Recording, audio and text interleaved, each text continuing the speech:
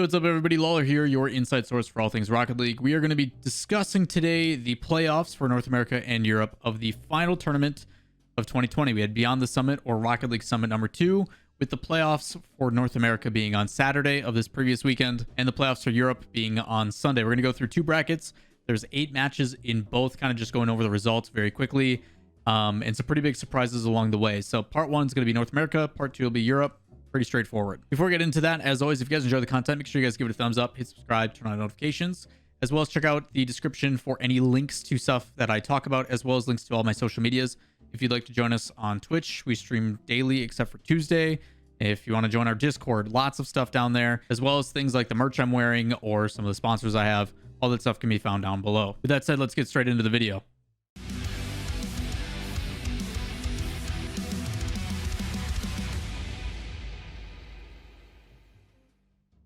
Up first, we're going to go with North America. So with that said, we're going to start with the winner semifinals, then go into the winners finals, go through the lowers, and then we'll go from there, just so we can kind of crush through this in unison. To explain the format, though, this is the playoffs. So the teams came from groups. After groups, they go into a double elimination bracket where every single match is a best of 7. This potentially could have been 9 best of 7s on one day of broadcast back to back. Credit to the broadcast and production team. That is a long day. We're going to start off first with Space Station versus Rogue, and wanted to know how Space Station was going to perform here. They used Chrome at one point. That does look like they were fielding the full roster with the Reddles and the rest. And it starts off with an overtime that goes 2 minutes and 30 seconds. And then from there, they just kind of alternate matches where Space Station puts up a bunch of numbers, and then Rogue does, and then Space Station, and then Rogue, and back and forth until it gets a little bit closer at the end, where in game 6, or in game 5, it goes 4-5 for Rogue, and then game 6, it goes 3-2. But Space Station ends up winning 4-2 overall. I personally think this is a good sign for Space Station. I don't think they feel so chaotic in this tournament just because it is Beyond the Summit. The guys like to relax and hang out and just kind of have a little bit more of a laid-back vibe. But I do want to, despite... I wouldn't say demean. I don't think the tournament is meant to be like demeaning in that regard, or derogatory in the sense that it is a lesser tournament or something that's taken less seriously. It's still a $25,000 tournament for each region. But I will say that the fact that Space Station is performing as well as they are is a really good sign. This first match, I think, was very telling of what both rosters were bringing. Even though Rogue did lose in the end, it was a very close series, and they did put up an extremely good fight. My expectations is if they did go to the lower bracket early, they would be a team that could battle back, because I look at the other competition. There's no Energy, there's no Envy, and there's no G2. So, like, who else is really in their way? Yeah, that first match kind of told us, like, this was the means of what I assumed was going to be another matchup that we possibly saw later on, whether it be in the lowers or otherwise. But, yeah, I had expectations if Space Station or Rogue dropped, they would make a pretty good run through the lower bracket. We then look at the winner semifinals. The second one, it was PK versus Sonics. And as soon as you thought that Sonics was starting to get their footing, they can't take a game off of Pittsburgh Knights. And it looks like Pittsburgh Knights finally back to their old ways. A lot of stellar defense.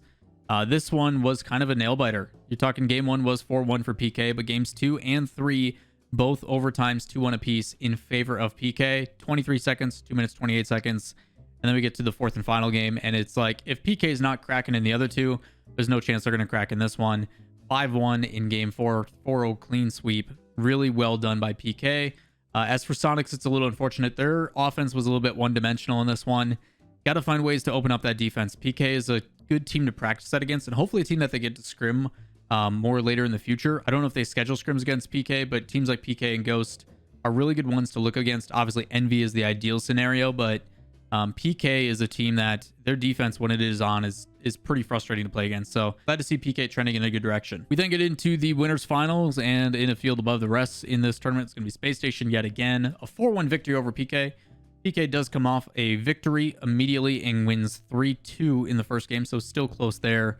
And then from there, it was Space Station the whole way. This one is nothing against Pittsburgh Knights. It's just they're outclassed by Space Station, I think, in every category. I think Space Station's defense is better, their offense is better, and then on an individual level, all their players kind of match up and take victories there. I mean, Typical and Arsenal are some of the best in the region, let alone, and that's just discrediting Reddles, because Reddles also has a very big involvement to their success. So this one, I think PK just gets outclassed. They drop down to the losers finals. We're going to drop down to the lower bracket now, where it is Rogue versus Alpine, and as expected, Rogue just outclasses Alpine. I think Alpine's making some good direction as well. Some good headway, just because they are trying to push into, in my opinion, like a top 6, top 7 in the region. I haven't seen statistically them really doing all too much to change that. It just comes down to a matter of execution. When they're playing confident and they're playing aggressive, they look really good, but they still make some mistakes. They still aggress a little bit too much on offense and get counterattacked. And Rogue, a team that has 2 individual players that is just fed the ball by Taroko, you see more of that. So offense from Rogue is absolutely dominant. And unless you got a team that's super defensive or good on defense, like I think Rogue does really well against teams like G2 and stuff. But when they go up against a team like Space Station or a team like Envy, I think they're going to have a little bit of a rough time. And that doesn't help that I consider like Space Station, Envy, some of the best in the region, if not the best in the region. Either way, this game does have an OT in game 5. It does go to 6 total, 4-2 in favor of Rogue. Well performed here. They move on. We then drop down to the loser quarterfinals where United, who has yet to play a match, goes up against Sonics. And this one goes all the way to 7. A full nail biter here back and forth. Starts off with Sonics with a win, but then United hits a hot streak 3 in a row. 6-3, 2-1, and 3-2. A lot of 1-goal games in this series overall, which both these teams for me are fighting for like a top 10 spot overall in my rankings. I think they're both like honorable mentions, and it's good to see that the teams that I consider in those spots are as close as they are, because I do think despite us having all the parity that we had in Europe, NA was pretty clear cut between the top and the bottom and the middle. So it is good to see that both teams, I think, are elevating their rosters with the addition of T-Krell, and for United building upon Tristan. And they kind of clash here. I think playstyle wise, United, I would give the nod. I think they solidify a little bit more, and with how much Ajax has been practicing and putting in effort and hours, it shows. So a couple difference makers here and there, but I think United's biggest asset is they can definitely pop off. They have that huge pop off potential, a little bit more than Sonics. I do think J-Russ and T-Krell are both great, but I would give the nod to one to Mike and Tristan. That's kind of the difference maker for me. In the loser semifinals, we got Rogue versus United, and this one was probably my favorite series, honestly. I think this series was insane. Rogue starts off really well, and then United again 3 in a row, which puts Rogue at match point. The same exact thing that they did against Sonics. Obviously, Sonics battles back a little bit, but this time it's Rogue that actually finishes it out. They're on match point after being down by 1, and with the Spaceman sweep, essentially, they end up closing it out. So 1-0, 3-1, and 5-2 in those last 3 games. Rogue is a deadly team. I think in the past, a Rogue team would kind of just fall over and take it and just be done. And this time, the fact that they're battling back and closing out the series, I think is a really good thing for their confidence. It is exciting to see Rogue, where in the past they would get so close and fall short, but now they're starting to kind of tip the scales, and it's allowing them to get into further and further in the tournament. I do think there's some things to clean up, and I still think they are a little bit too reliant, and T-Krell is not utilized enough as he should be. But overall, first killer in Torrentero, if they continue to be aggressive on offense and things just keep clicking, things are going to fall into place. So congrats to Rogue. They're not done yet, though. They still got to go up in the loser semifinals before they can make it all the way back through the lower bracket run, and they go against Pittsburgh Knights, and out of sight, out of mind in this one. Rogue's offense is too much. This is a really good game. Like, if I'm a team like Sonics or United or Alpine or something, and I'm going up against teams with a lot of defense and I don't know how to get through them, go and watch this series. It's actually really exciting if you look at the highlights. The things that First Killer was doing in order to participate not only alongside Torrentero, but also just to create opportunities in general. Obviously, he's known for a lot of solo and individual mechanical play, but there is ways like slowing down the pace or making sure you break check somebody, or just utilizing the option that you have in the midfield, because PK, who's sitting back on defense from all your pressure, is allowing you to control the midfield boost as well as take an extra touch or a little bit extra step to set up that perfect angle. So Rogue really showed how to pick apart this defense, where the reason why myself and all the other guys on the CJ show, when we were so critical against Veloce, talking about why offense beats defense in this game, this is a prime example of it. Yes, your defense can be amazing, but if you don't push up and contest in the midfield, you are going to get overwhelmed with pressure, and you're just not going to have enough boost to stay alive. So congrats to Rogue, showing that offense still remains supreme. We then get into the grand finals and would be a bracket reset. So if Space Station does not close it out in 1, then we play yet another best of 7. So Rogue having to win 2 best of 7s, not an easy thing to do. This case is another really good series. I feel like North America finals, no matter who's in them nowadays, are pretty dang solid to watch. The matches are usually pretty competitive, and both teams will put up a fight. Like, it's very rare that you just see a quick sweep unless it's the second series that they have to play, which we've only gotten to see once. So Space Station Rogue trade a lot of games. Credit to Rogue. I think them coming off of that lower bracket game really helps. A little bit of momentum.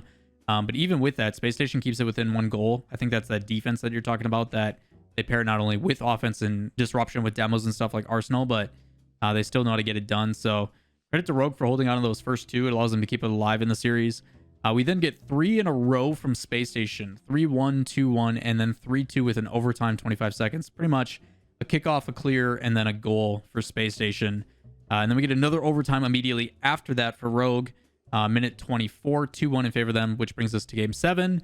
And another 1-goal game and pretty close scoring. If you look at the goal differential for this entire game, it's a 2-goal differential between the two teams. So they are keeping it extremely close. You think about maybe like a garbage time goal, and shutouts obviously having a huge difference, but the likelihood of either of these teams being shut out, and I think that's the best thing to take away from this, is Rogue scored a goal in every single game, no matter the situation. So their offense is no joke. It is something that is considered to be one of the better ones in the RLCS, especially on the NA side. So NA continues to have a lot of offensive firepower, while EU is a little bit more calculated, a little bit more controlled in their play. And it will be interesting to hopefully see these guys clash sooner than later. But Space Station, you are having a little bit of a downtime. We were wondering on when you guys were going to get out of that slump, as Chrome was saying. And immediately, yes, you don't have G2. Yes, you don't have Energy. Yes, you don't have Envy. Teams that I do think primarily Envy would put up a good fight. But still, you win the tournament. You did your job. You showed up. You played the best that you could. And even with Chrome obviously playing as a sub in some of the matches during the group stage, you guys go and close it out in the final. So congrats to Space Station taking the W for BTS. Either way, first place is taking $9 grand out of the $25,000 prize pool. So not too shabby on that. Oh, that said, let's talk about part 2. We're going to go through Europe, and we're probably going to go through these a little bit quicker because there's an ongoing theme here.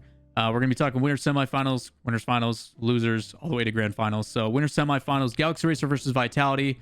Talked about how Galaxy Racer possibly could upset this one, but assumed that Vitality would come to play, and they do.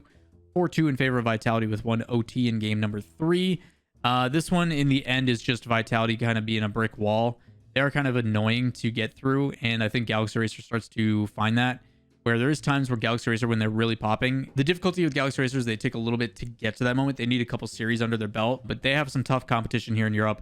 They're going up against teams that are both in the top 4 in the region, in both Vitality, and then they drop to Lawlers to play Giants, which I'll kind of spoil a little bit ahead of time.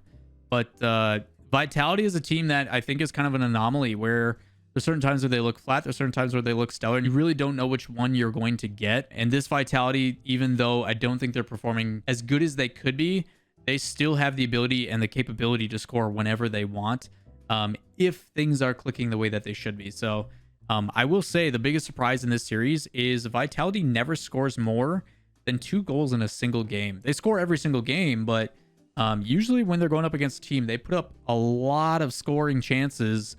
So for Galaxy Racer to keep it 2 and under is actually pretty impressive. We then dropped to the lower semifinals, and I talked about how this one was supposed to be super close, and Dignitas, with my nod, ends up getting the victory. Dignitas is a team that I've been talking recently, and you guys will hear me talk a lot more about them for power rankings later on this week. But Dignitas is a team that a couple weeks ago I had them as 10th. I wanted to see them recreate performance. Are they trending in the right direction? Is the chemistry from apparently Jack and Jory as good as it looks? The answer is yes. It does go to 7 against Endpoint, a team that I think has not been performing as good as late, but in this series they did show up. I think it was really exciting from Endpoint to see the difference of Virtuoso, not as much in his demo play, but still working Relating Wave more into the fixture. I actually really enjoy Relating Wave as a defensive player, but I like it even more so when he moves up a little bit more. So exciting to see Endpoint play the style all the way to 7. Unfortunate for them that they do end up dropping, but in the end, Dignitas's offense is pretty damn lethal. We then go to the winners finals, and this one was stellar. EU, normally I talk about NA being a little bit more entertaining. EU was awesome in these matches. I really enjoyed watching EU at the top. You had Vitality and Dignitas going all the way to 7, with Dignitas winning. They do end up winning both overtimes as well, the big difference maker for this series. But it starts off strong with Dignitas winning 2 in a row. Then Vitality wins 1, and then Dig wins 1, and then Vitality, and it just goes back and forth. This is what you want out of this series. For anybody that wants to talk about one of the greatest overtimes we've ever seen, you're looking at Season 8 LAN, Madrid, you're talking Dignitas, Vitality in that lower semifinals. It has been a long time since we've gotten to see Dignitas at the former glory, at the very top, winning regionals, doing a really good job. They're finally, I think, trending back in that direction. And of course, with me saying that, I'd probably curse it and they go back to being poo. But history's sake wise, like, people, you know, they look at Dignitas and their record is like, oh yeah, obviously they lose to Vitality and, you know, BDS and all those guys, but their records actually against Vitality is not too shabby.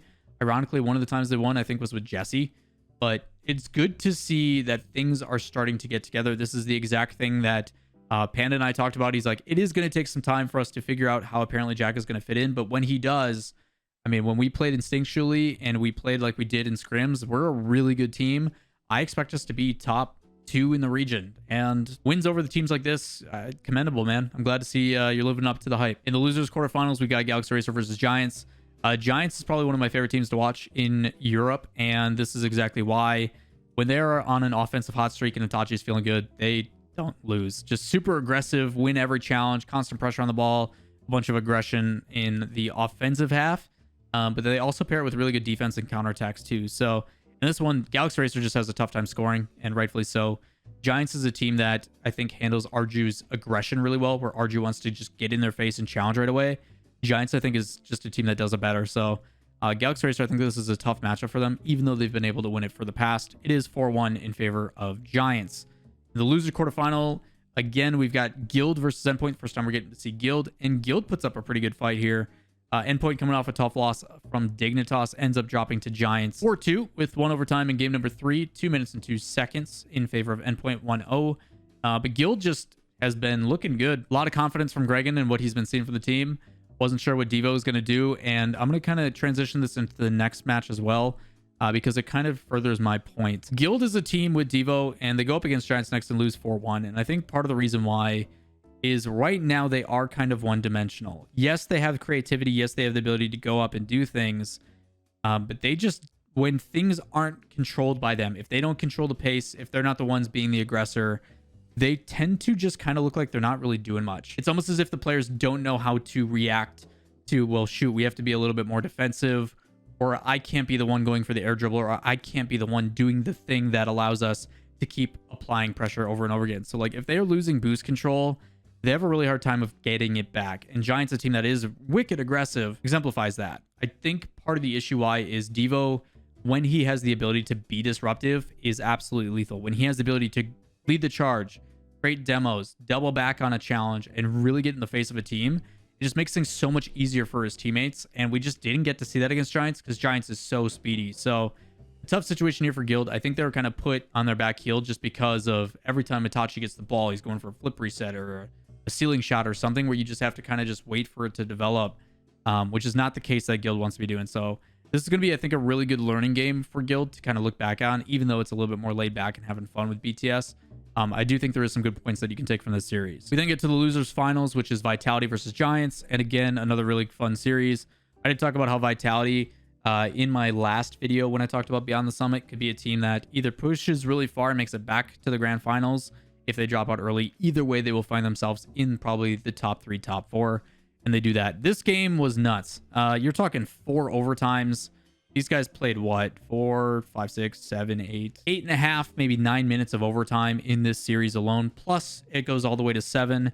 This is a very long series. They essentially play 9 matches, which is a lot. So, zero surprise what happens in the grand finals. But as for Vitality, it starts off really strong. But the Giants bounce back. I think Giants is a pretty good matchup for Vitality because they are a team that can handle the chaotic play of what K-Dop, Fairy, and Alpha want to create. And we did get to see a little bit more of that in this series, where even though for Giants is quickly aggressing to the ball, Vitality isn't afraid to mix it up quite a bit. I think that's the benefit of having someone like Fairy Peak, who still is one of the best players in Europe. So a really good series, just a fun best of 7, a lot of overtime, back and forth, edge of your seat. You talk about the series where you're just happy to be a fan of Rocket League, where you don't care who wins. This is definitely one of those. We then get into the grand finals, and this one just felt like Giants was beat. Obviously, Dignitas working the field very well. A lot of pass plays. It is 4-2 for Dignitas in favor of them against Giants in the grand final. So congrats to them. No bracket reset. They do close it out. They do turn back to their former glory. I put out videos recently. Has Dignitas returned to their former glory? Is literally the title I have in my video that came out 2 days ago.